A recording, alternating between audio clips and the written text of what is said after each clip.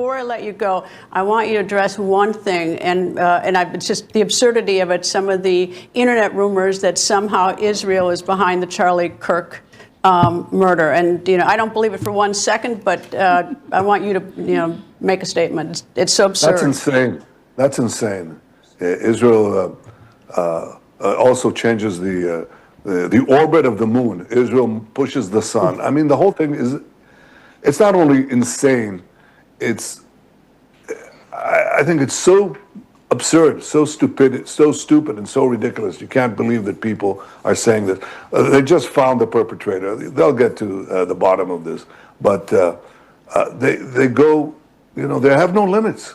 When you hate Jews, when you hate the Jewish state, you're willing to say anything and promote all these absurd rumors.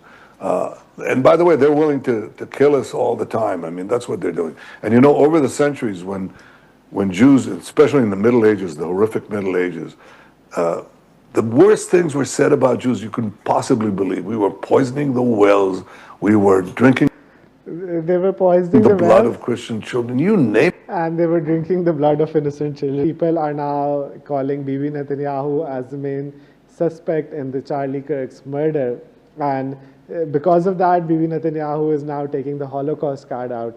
And he says that because people are always anti-Semitic and they just hate the Jews and they want to blame everything on the Jews, that's why Netanyahu is innocent, I guess, because that's why the Holocaust happened, because people were wrongly saying bad things about the Jewish people, and other people started believing those things, and they just killed like 6 million Jews. That is like such a table turner, a page turner. I don't know how to counter to that. And that's always what they're saying. Anyone who says anything against these Israeli people are anti-Semitic. Actually. And why does Bibi Netanyahu want to prove to the world that Charlie Kirk was such a good friend of Bibi Netanyahu?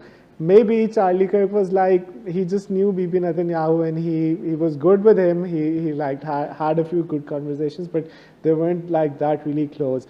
And why does Bibi Netanyahu, who is like fighting 10,000 front war, he's fighting with all and every Muslim country in the world right now, and he's going to bomb and he's going to absolutely kill all of the 1 or 1.5 billion Muslims. And how does he have the time to come like 3 or 4 times on television to discuss about Charlie Kirk? And how does he know just 1 minute after his death, and it's like almost like the first or the second tweet from any major politician, and that is Bibi Netanyahu. All of this smells fishy. European countries, they accepted Christianity and then they started hating the Jews because they, from the first day they accepted Christianity, they said that the Jews were the ones who crucified and hanged and killed Jesus Christ.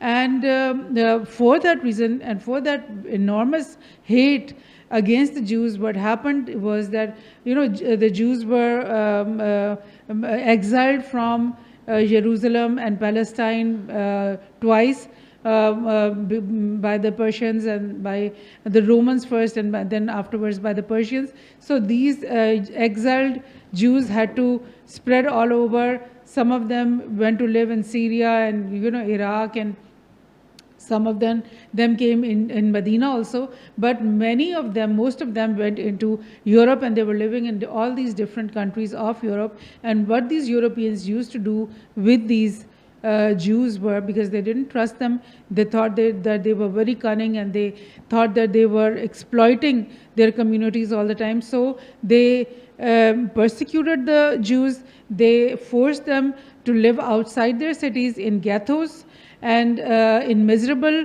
living conditions, and they were forced to wear tags or identity cards or tags or bands around their hands that showed that they were Jews when they had to enter the Christian cities.